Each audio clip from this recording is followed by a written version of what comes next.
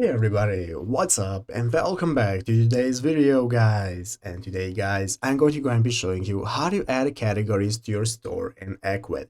This is a very simple thing to do, so make sure to watch this quick and easy video to the very end, follow my steps correctly so you can make sure that this works the same for you and you can do this yourself.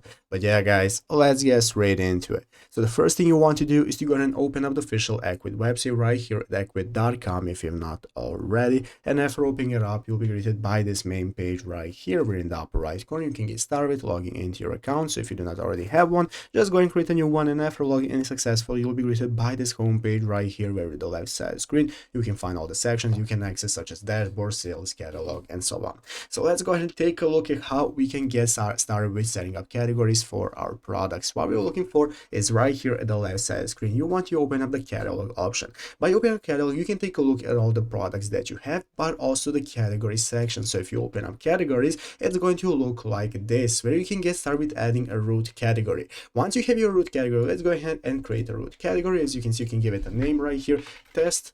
And after that guys, we can go and select what kind of description we want to go ahead. So let's go and type in test, and after so guys, we can now go ahead and save it. So by saving it right here, as you can see, it's going to go ahead and create our category. After that, we can get started with creating a subcategory for our original one, and so on, depending on what kind of categories we want to use. So all your info needed is right here to get started. So I hope this video was helpful. If it was, make sure to leave a like and subscribe to the channel. So guys, thanks for watching, take care, and bye.